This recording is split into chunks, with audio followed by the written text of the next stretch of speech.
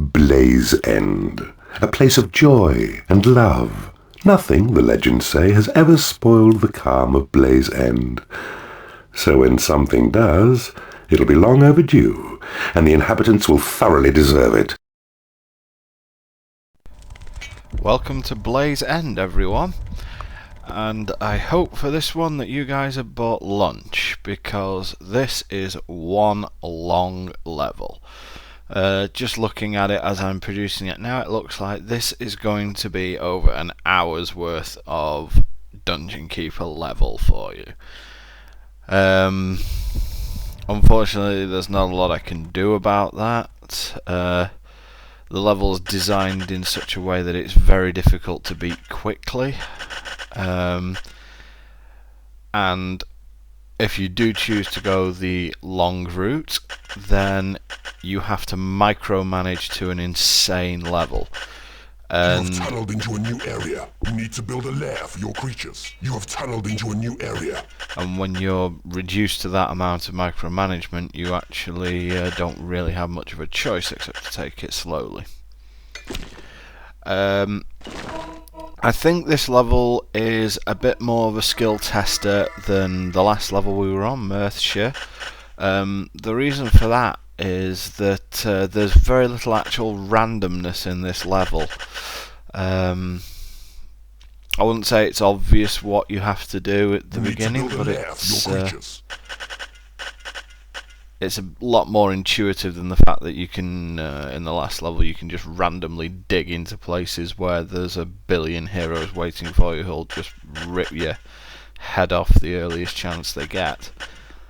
Basically, our biggest enemy on this level, apart from the heroes who are looking to stomp on us, is resource management.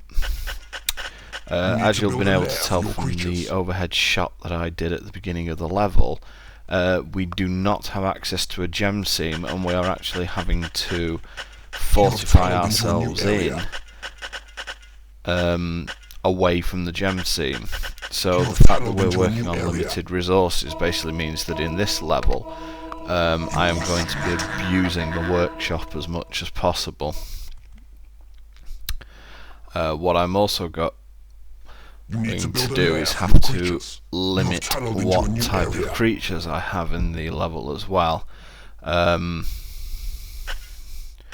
will allow dragons in the dungeon due to the fact that dragons are awesome, but their numbers will be limited. Vampires and Horn Reapers are complete no-nos as far as I'm concerned for this level. It is possible to get by with them, but the problem is that training up a Horned Reaper is extraordinarily expensive. If you'll notice the numbers that flash above creatures when they're training,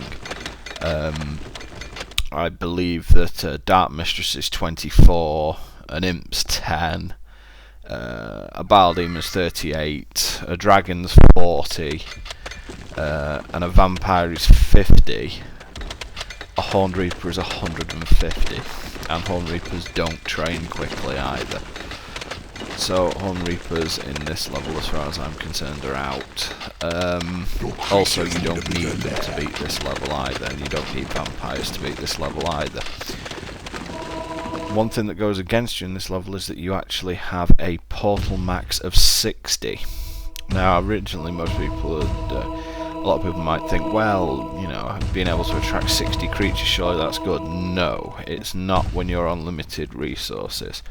So what I will be doing in this level is getting up to a certain number of creatures and then starting with the chucking.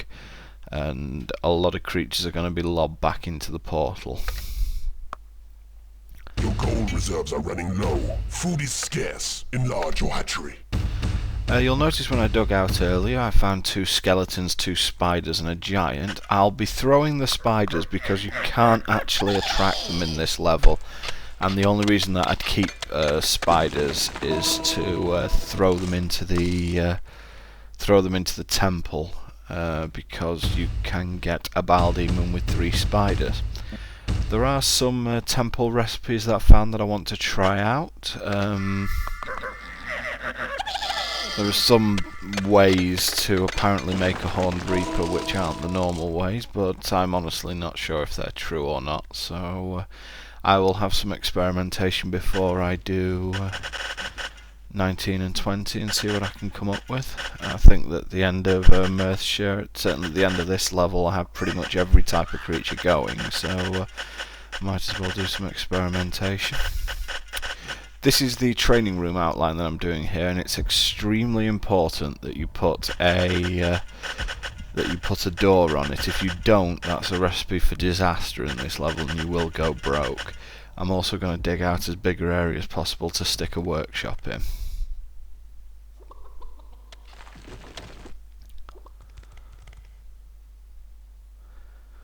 Okay, so we're a bit further built up at this point, and I'm just using the standard strategy of build a treasury close to the gold and build. You'll notice there's one gold seam which has a shadow over it. Don't dig through that, that'll dig into open area. In that area there's a prison which has 3 level 4 bile demons neutral in it, which may sound really good, but they're defended by a big party of heroes who we would actually probably have trouble defeating at this point in time.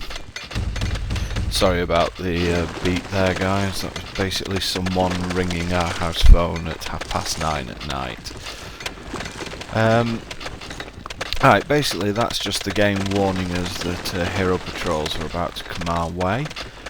We are fortified up as per usual, so there's no real need to worry about them for the moment. I'm just going to claim some area just so I can expand this treasure room a little bit, and I can then start building up my dungeon.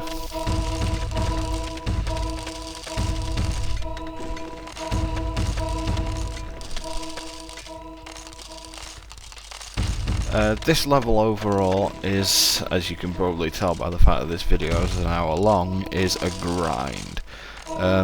There's really very little in the way of shortcuts in the level. You have to destroy the Lord, the land, and the dungeon that the heroes have built, and there's just no really easy way around that.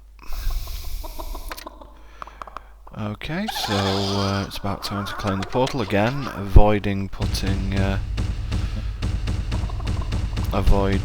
breaching into the training room there. That really needs to be cordoned off from the rest of the dungeon. And you'll need a fairly large lair and a large hatchery, because as I said, portal max of 60 creatures. They're going to be hungry, and they're going to need room. Also, warlocks are pretty limited on this level, so as far as research goes, you'll have to have probably dragons do most of the elbow room. Also, big thing, keep the corridors that I've made here at the top. Basically, we are going to use those and as basically just fill them with traps, so that we don't have to bother with risking some of our creeps in combat.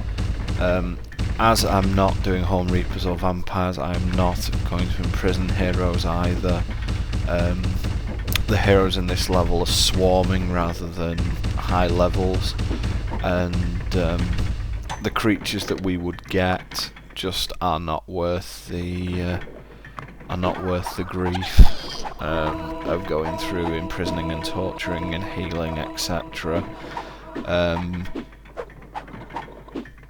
We don't need them to beat the level, and if they are high level heroes, their wages could contribute to again us going under.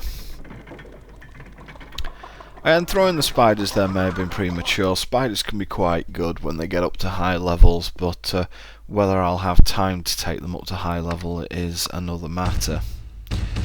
Just going to dig out this left hand side as well, and then we can get on with the rest of the level. and that'll be a bile demon just joining us, and I will see you in part 2.